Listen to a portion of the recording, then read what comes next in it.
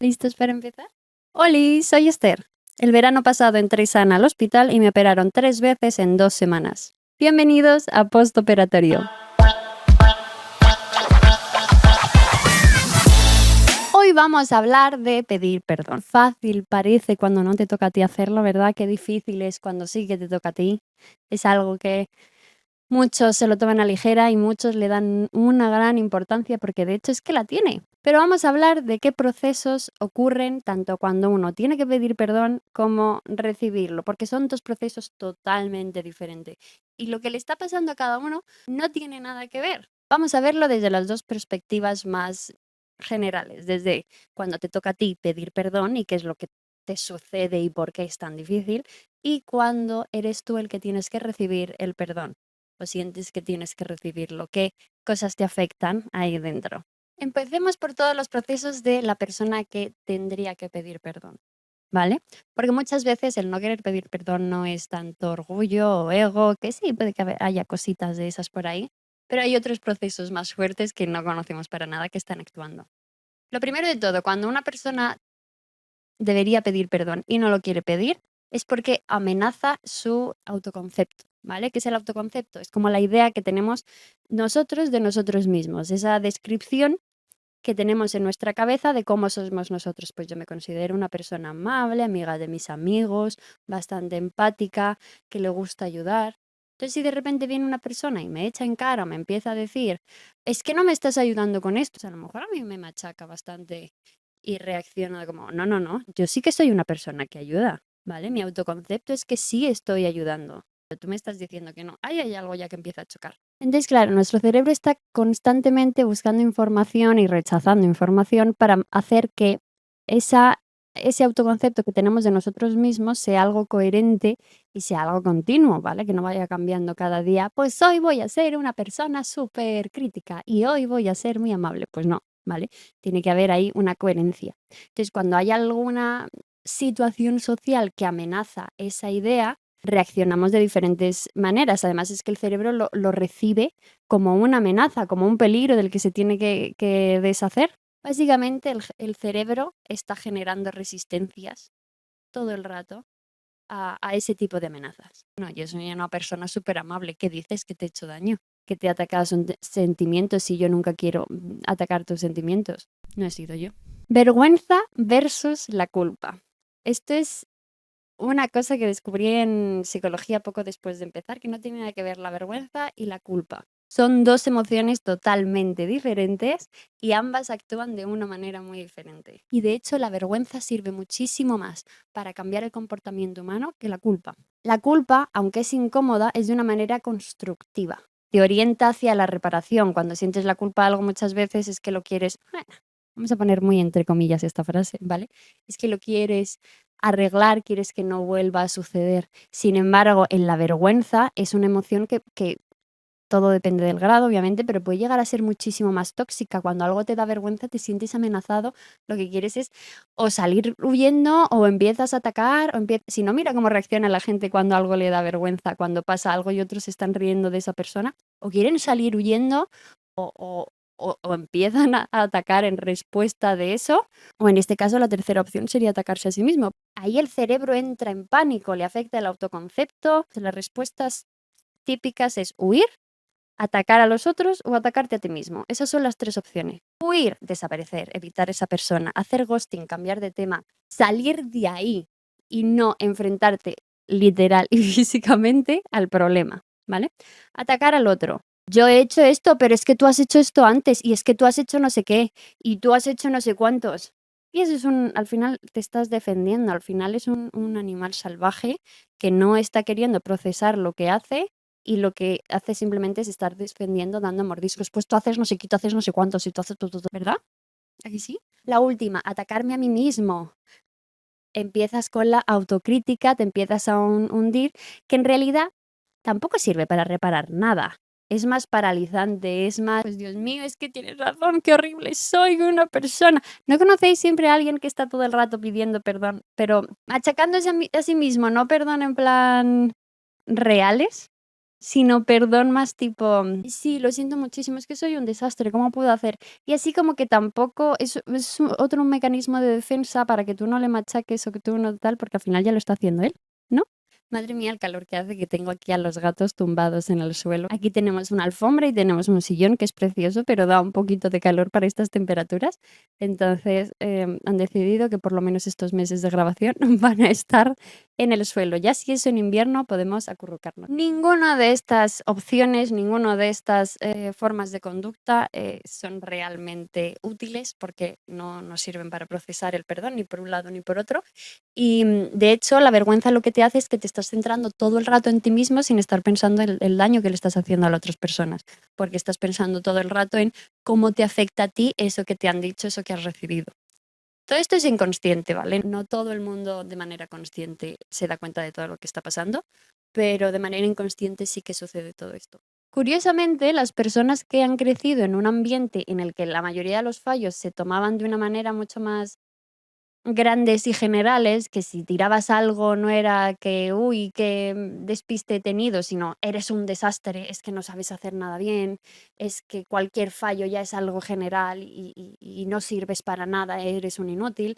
Todas estas personas que han crecido en este tipo de ambientes, luego les cuesta muchísimo más pedir perdón en el resto de las relaciones. No sé si es tanto porque les daña el autoconcepto o sí porque al final esa vergüenza los hace llevar siempre a cada acción como algo muy global, entonces están intentando defender.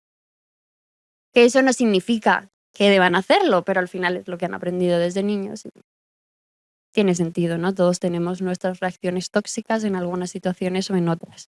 Para eso tenemos los traumitas. Si tú tienes una idea de ti mismo y hay una situación social en el que alguien altera esa idea, se convierte en una amenaza, ahí se produce una disonancia cognitiva. Y esa es una tensión psicológica muy incómoda que lo pasamos muy mal y que estamos todo el rato intentando solucionarla para que no sea así de fuerte, porque lo pasamos muy mal. Entonces, ¿cuáles son las dos maneras de evitar o reducir esa disonancia cognitiva? Por un lado es cambiar la conducta, admitir que lo has hecho mal, que quieres mejorar, pedir perdón, aceptar que a lo mejor hay esa parte de ti no es tan perfecta como lo que pensabas, pero eso no significa que seas mala persona, eso significa que a lo mejor reaccionas de una manera concreta en algunas situaciones y que puedes mejorar, puedes adaptarlo para no ser tan destructivo. Esa es la opción uno. La opción dos es distorsionar la realidad de todo el mundo para hacer que eso no sea tan fuerte como te parece ahora mismo. Es decir, va, pero si no ha sido para tanto, pero vamos a ver qué es lo que he hecho si no te he hecho nada. Si esto lo he hecho mogollón de veces y no ha pasado nada. O distorsionar la realidad es mucho más fácil mentalmente para nosotros que aceptar algo que has hecho, que aceptar tú el cambio. Con esas frases de, pero si no fue para tanto, pero si yo no he dicho eso, es que tú me estás malinterpretando, es que tú lo estás sacando todo de contexto, es que eres una exagerada. Anda, anda, anda, si no he hecho tanto. Hay varias personas con las que he hablado con esto que me dicen, ¡buah! Estás describiendo a mi ex. Y curiosamente, esa persona a lo mejor ni siquiera lo está haciendo consciente. A lo mejor esa persona se cree realmente que eso está pasando, pero al final eso es tu cabeza engañándote a ti mismo para querer protegerte, ¿vale? Es como decir, no, no, no, si yo esto no lo estoy viendo. De hecho, hay ocasiones en las que nuestro cerebro reescribe literalmente el evento. Si no, preguntar a muchas familias que les pregunten a sus padres sobre cierto efecto traumático, ¿qué recuerdan ellos y cómo lo recuerdan los padres? Estoy seguro que las perspectivas, aparte de que las perspectivas son diferentes, los recuerdos a lo mejor son dos películas diferentes. Por supuesto, en el proceso de pedir perdón influye también ese miedo a la vulnerabilidad. Cada persona ha desarrollado su relación con la vulnerabilidad de una manera muy diferente, pero hay muchas personas que les cuesta confiar en otras personas por diferentes malas experiencias que hayan tenido o les cuesta mostrarse vulnerables porque sienten que pierden el poder o sienten que eso es una debilidad, que mostrarse vulnerable es literalmente decirle al mundo que ellos no son tan fuertes, que son débiles. Entonces, pedir perdón significa todas estas cosas, literalmente no pedimos perdón. ¿Cuáles son los miedos más comunes dentro del miedo a la vulnerabilidad. Miedo al rechazo. Claro, una de las cosas que más te pueden afectar es que tú puedes pedir perdón a alguien, pero eso no significa que la otra persona te vaya a perdonar. Lo puede aceptar, procesarlo, vale, sí, acepto tu perdón, pero eso no significa que a lo mejor vuestra relación vaya a ser la misma o que empiece a poner límites. Pues eso es miedo también a las consecuencias.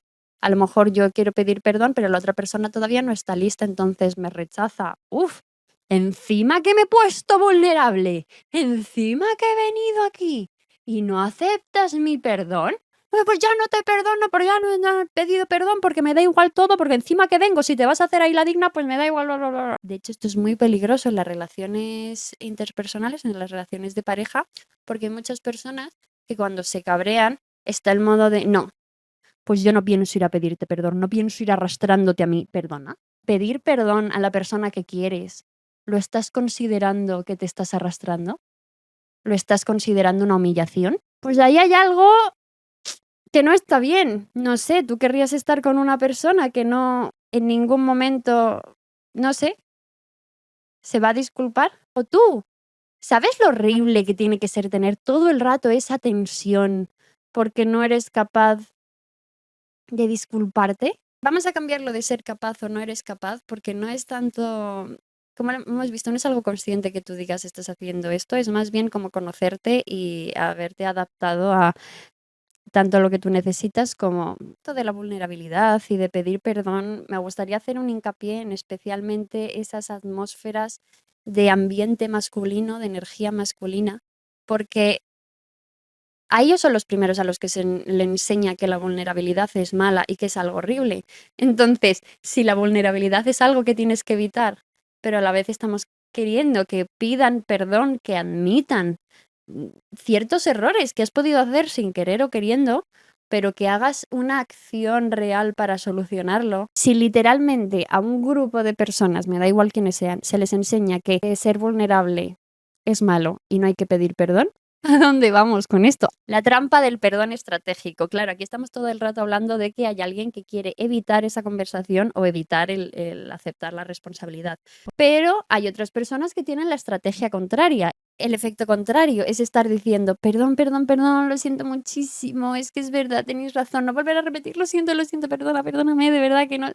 Ese perdón que tampoco se siente real, tampoco se nota natural y es algo que las personas lo hacen como para pasarlo más rápido, para evitar el momento. En vez de ignorarlo, te centras a tope en él y esperas que se olvide. Pero realmente no hay un punto de responsabilidad. Simplemente estás diciendo las palabras que sabes que la otra persona quiere que tú digas o quiere escuchar, pero tú no estás cambiando. ¿Quién tiene aquí el top de premios para que les sea difícil, por no decir imposible, pedir perdón? Pues obviamente los que tienen el premio de esto son los que tienen el rasgo de personalidad narcisista. Por supuesto, los narcisistas tienen ese autoconcepto tan grande, tan fijado, que obviamente no lo van a cambiar por ti, te van a pedir perdón. El problema eres tú, porque si no, tendrían que pensar que el problema son ellos. Además es que la acción de pedir perdón o no, cómo alguien reacciona en todo esto, también es un mecanismo muy guay para ver cuál es el grado de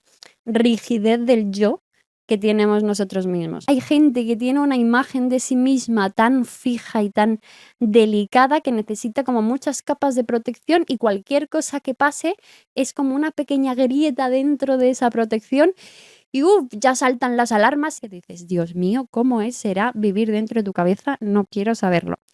Y luego está la otra opción, que tú puedes tener un concepto del yo sólida, pero es flexible, de modo que tú confías en ti mismo, sabes unas cualidades que se te dan bien o no, y tú sabes en qué cosas puedes mejorar o cuáles son tus tratos tóxicos porque te conoces y has tenido más experiencia. Entonces, cuando alguien te dice alguna cosa de esas, no tienes esas protecciones tan grandes, sino tienes la capacidad flexible de decir, ah, pues mira, es verdad, no me he dado cuenta, obviamente yo puedo cometer errores porque soy un ser humano, lo siento mucho.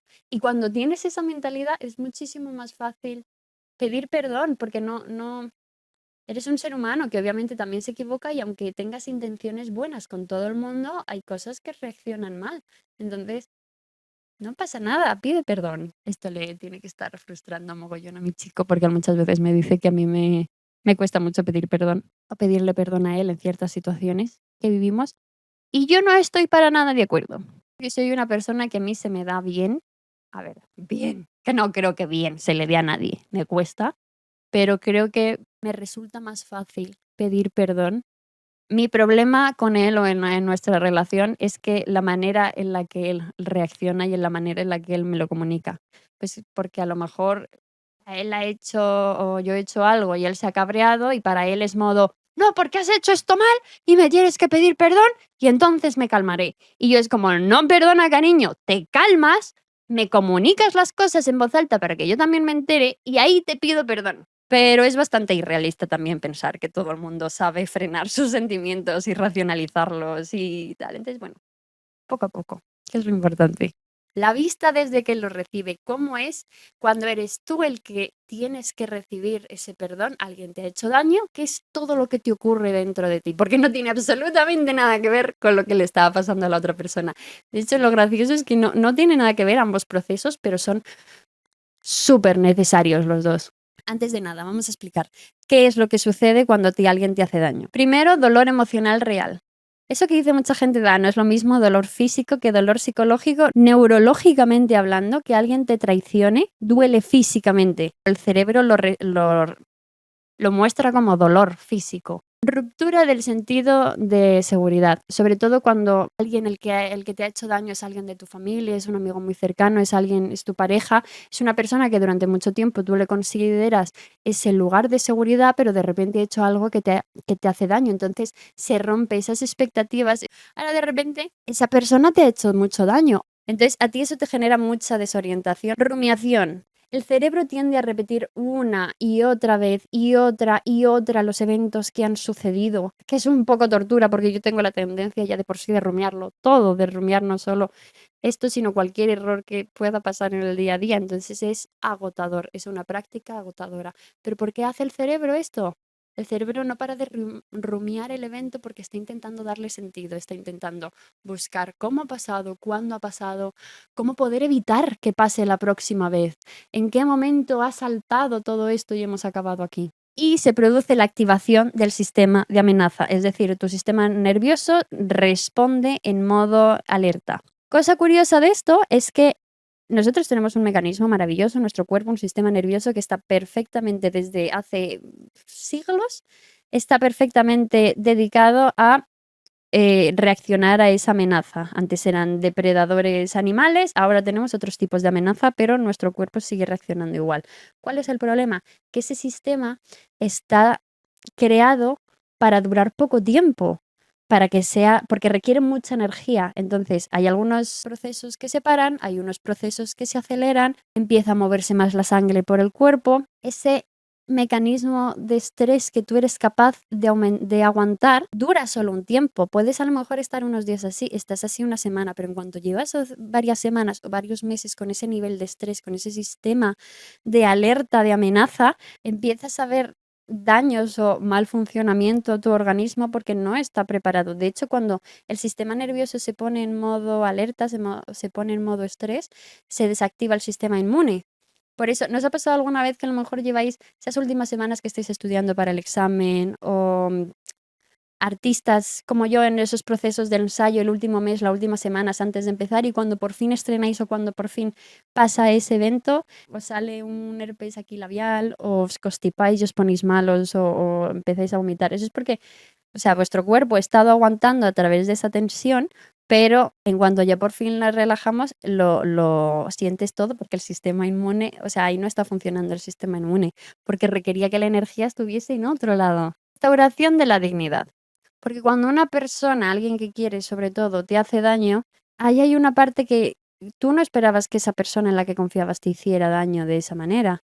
Entonces hay una pequeña frasecita que te dice en la cabeza de no importo lo suficiente, porque si importara lo suficiente, esta persona se hubiera preocupado de no hacerme daño a mí.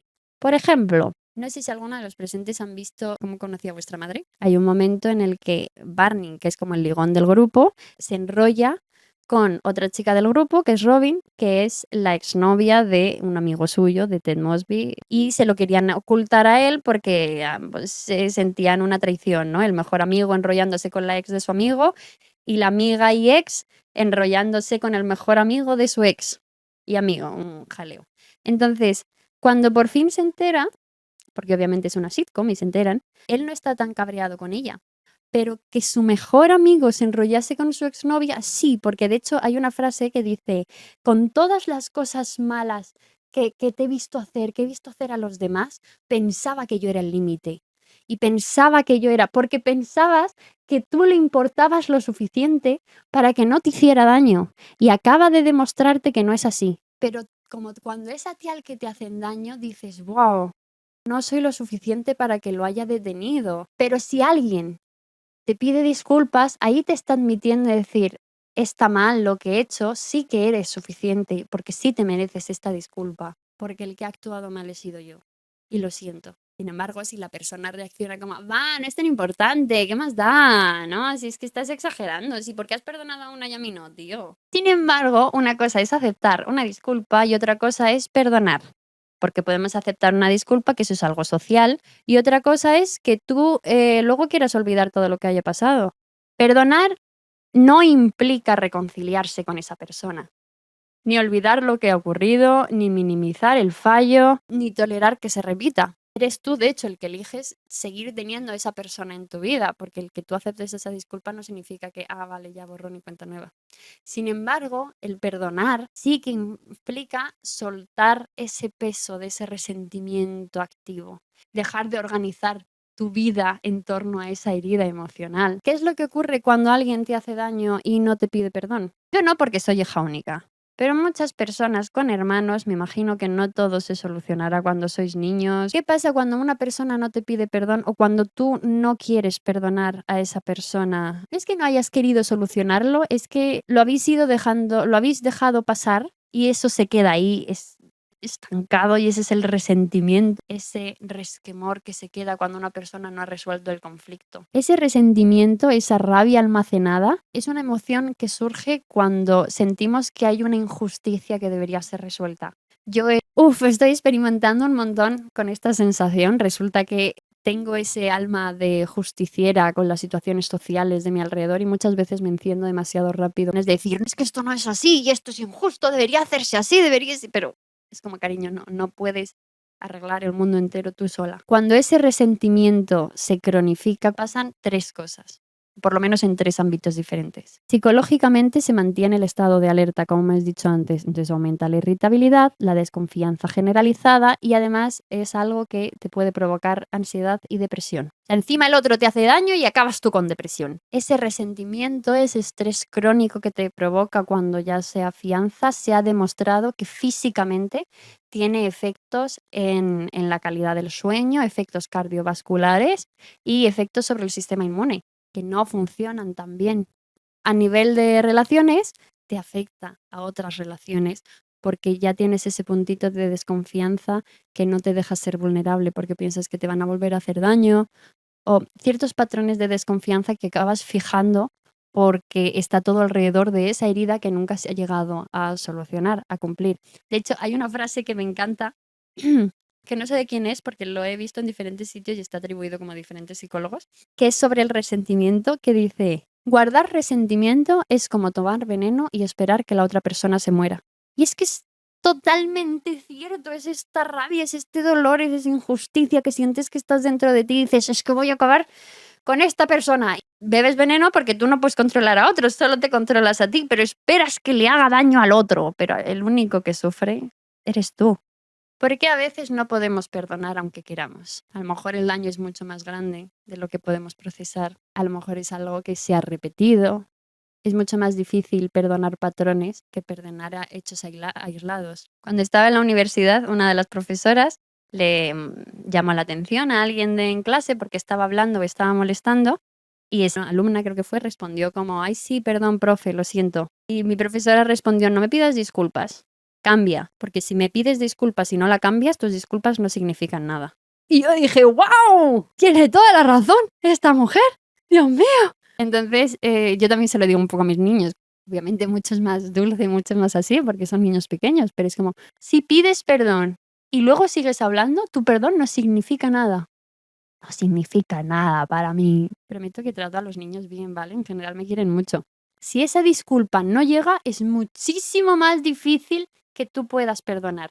Si tú como persona no te disculpas, que sepas que estás haciendo que esa persona coja resentimiento hacia ti. Si no hay ese reconocimiento de que algo se ha hecho mal y se debe arreglar, es muy difícil que alguien empiece ese proceso de curación, ese proceso de perdonar. Es como el primer paso. ¿Que es imposible? Pues no, claro que no. Una persona que a ti nunca te han pedido perdón, tú puedes elegir perdonar y aceptar, pero es muchísimo más difícil. Historias previas no resueltas. A veces este resentimiento o este dolor, si alguien no te ha pedido perdón en su momento y se te queda enquistado esa situación, esa idea, a lo mejor estás con otra pareja, estás con otra persona, un amigo, que te hace daño en algún sentido, no tiene nada que ver con la magnitud que era en ese momento, pero ya te lleva al mismo tipo de dolor y tú reaccionas como si fuese a ese evento anterior y no al real actual. Entonces, a lo mejor reaccionas mucho más irascible, hay ciertas situaciones que te hacen muchísimo más daño, porque no solo estás viviendo esa nueva experiencia que está pasando, sino estás también reviviendo y volviendo a sacar todo ese dolor de algo que pasó anteriormente. El perdón ya no es tanto un acto moral, sino también es un poco espiritual, es un algo de autocuidado. Por eso muchas veces dicen, no entiendo cómo estas personas han elegido perdonar. A lo mejor lo necesitaban por ellos mismos, para poder estar bien, aprender a perdonar y dejar que se vaya, que no esté ahí comiéndote todo el rato. Los dos procesos de pedir perdón son procesos muy rotundos, son procesos muy diferentes y aunque todas estas situaciones conlleva la otra persona, el que incluye a otra persona, son procesos que, como habéis visto, son muy personales, es como le afecta a cada uno y las consecuencias que puede tener de esta manera. De hecho, por lo que he estado leyendo, el pedir perdón es uno de los actos que psicológicamente es muchísimo más exigente y al mismo tiempo es de los más liberadores que existen. Porque al final los dos, si sois personas que os queréis y que os lleváis bien, los dos queréis ese punto de paz. Los dos queréis que desaparezca esa tensión. Uno necesita que desaparezca esa disonancia cognitiva para que deje de pesarle tanto y sentirse tan mal. Y la otra persona necesita ese perdón para poder aceptar y dejar de sentir esa rabia, dejar esa rumiación todo el rato en la cabeza. Entonces, espero que el hecho de que conozcáis ahora los procesos que ocurren os ayuda un poquito más a enfrentaros a pedir perdón. Yo ya os diré a ver si me funciona a mí o no. Hasta aquí el capítulo de esta semana. Espero que os haya gustado mucho. A mí me ha gustado y me ha parecido súper interesante prepararlo para este capítulo porque yo no tenía ni idea que ocurrían tantos procesos o que eran tan diferentes lo de pedir perdón. Es que no tienen nada que ver. Espero que os haya gustado mucho este capítulo. A mí me ha encantado. Podéis compartirlo con todo el mundo. Me ayudaría un montón si podéis darle like, o suscribiros o darle a la campanita para que os recuerde cuando tenéis los capítulos. Así que por favor, si nos podéis dar mucho amor y mucho cariño en las redes sociales para que podamos crecer y podamos aprender todos un poquito más de nosotros mismos. Un besito. Muchas gracias. Chao.